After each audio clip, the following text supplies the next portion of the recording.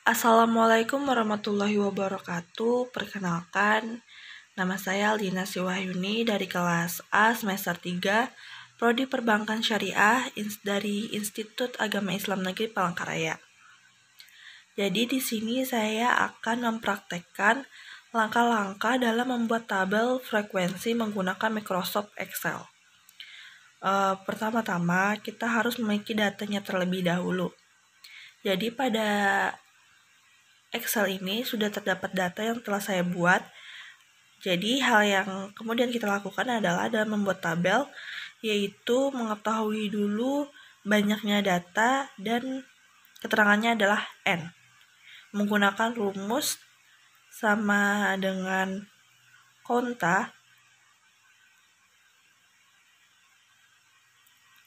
dalam kurung, kemudian kita blok semua datanya sampai ya, kemudian enter. Jadi jumlah datanya ada 50. Setelah itu kita mencari data terbesar dan terkecilnya. Data terkecil di sini kita menggunakan rumus sama dengan min, kemudian datanya di blok dan enter, kemudian rumus untuk terbesarnya yaitu sama dengan max, kemudian datanya di blok juga dan enter. Jadi nilai terkecil yang kita dapat yaitu 40 dan nilai terbesarnya 95. Kemudian kita mencari range datanya dengan rumus data yaitu sama dengan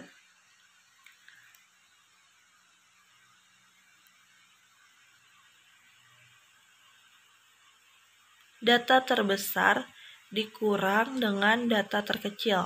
Kemudian hasilnya dapatlah 55. Kemudian kita menghitung jumlah kategorinya dengan rumus sama dengan 1 ditambah 3,332 dikali log n dan tekan enter. Lalu panjang kelas rumusnya sama dengan range dibagi jumlah kelas dan dapatlah hasilnya.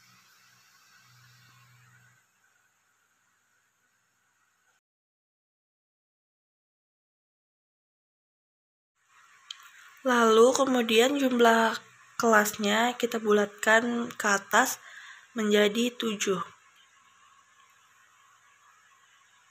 Dan untuk panjang kelas 8. Kenapa 8? Karena awalnya itu 8,27. Jadi pembulatannya itu dan 2-nya itu kan di bawah 5. Jadi pembulatannya menjadi 8. Jadi karena 8,27 berarti pembulatannya adalah 8,28. Kemudian kita bulatkan lagi karena 28-nya itu sudah melebihi dari 25, maka 8-nya itu kita ganti 28-nya itu kita ganti menjadi 30. Jadi 8,3. Kemudian kita bulatkan lagi 8,3-nya yaitu menjadilah hasilnya 8 karena 3-nya tadi di bawah 5.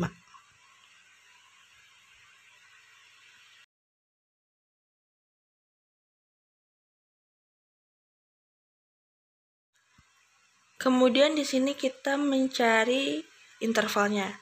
Di sini interval dimulai dari data terkecil yaitu 40. Kemudian di sini karena di sampingnya itu karena panjang kelasnya 8, maka kita gunakan rumus sama dengan batas bawah ditambah 8 yaitu panjang kelasnya tadi, kemudian dikurang 1. dan tekan enter. Kenapa dikurang 1? Karena nilai 40-nya tadi itu masuk dalam interval. Kemudian kita mulai lagi dengan rumus sama dengan 47 yang tadi ditambah 1. Intervalnya tinggal kita tarik sesuai panjang kelas, berarti 8.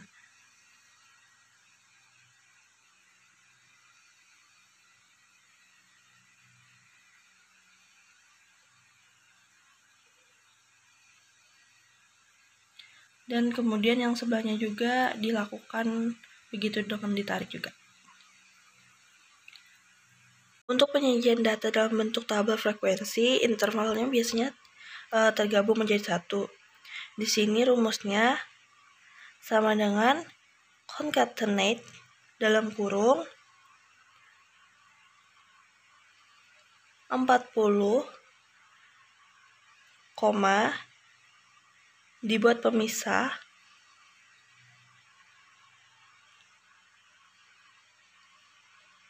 kemudian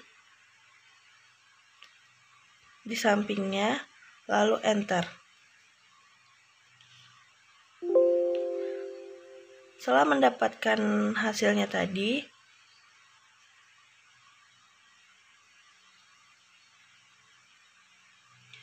maka ditarik ke bawah.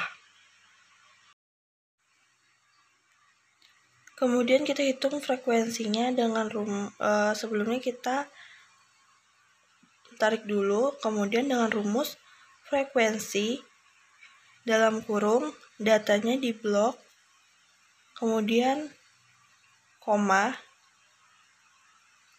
lalu di blok data interval di atas, kemudian di enter menggunakan tombol Ctrl, Shift, dan enter itu bersamaan, dan dapatlah hasilnya.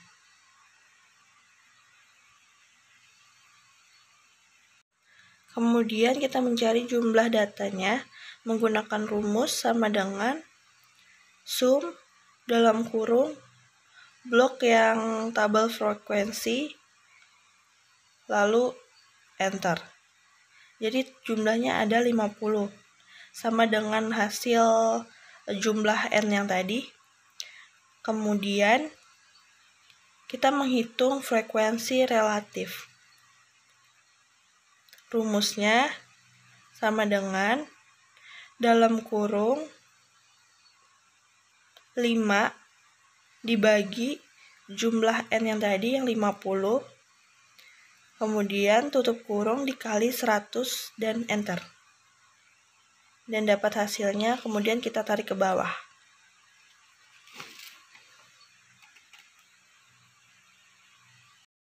Oke, untuk selanjutnya kita membuat grafik. Pertama kita membuat grafik batang.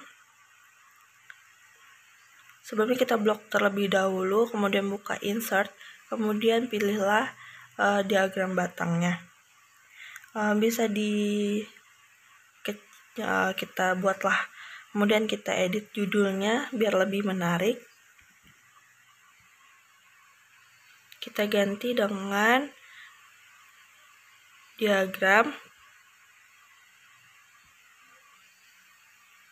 nilai ujian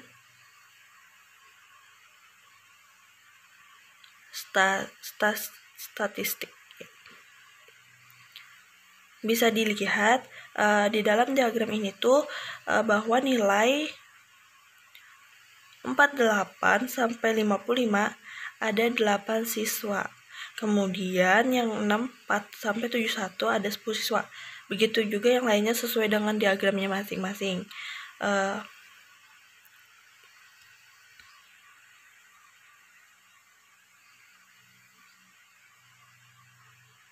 Kemudian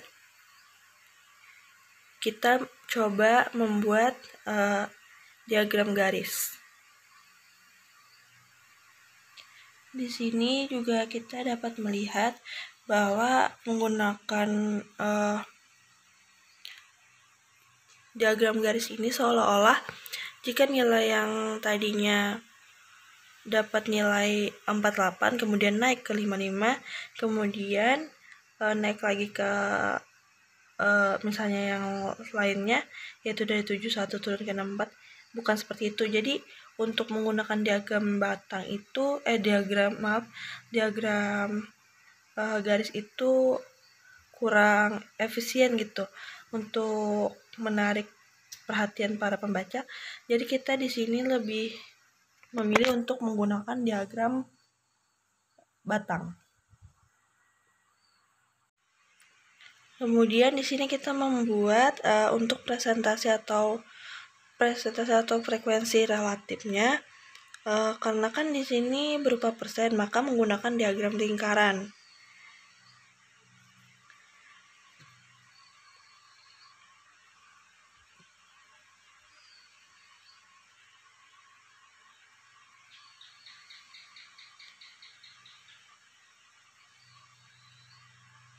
Baik, di sini bisa dilihat diagram lingkarannya seperti ini untuk frekuensi relatifnya.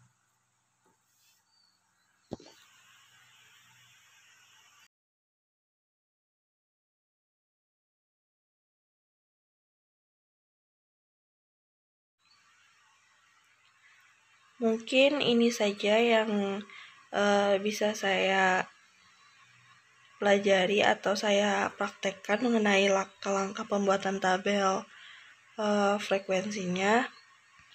Masih banyak kekurangan, bahkan kesalahan yang saya buat di dalam video ini. Maaf sebelumnya jika tidak sempurna. Saya ucapkan sekian dan terima kasih. Wassalamualaikum warahmatullahi wabarakatuh.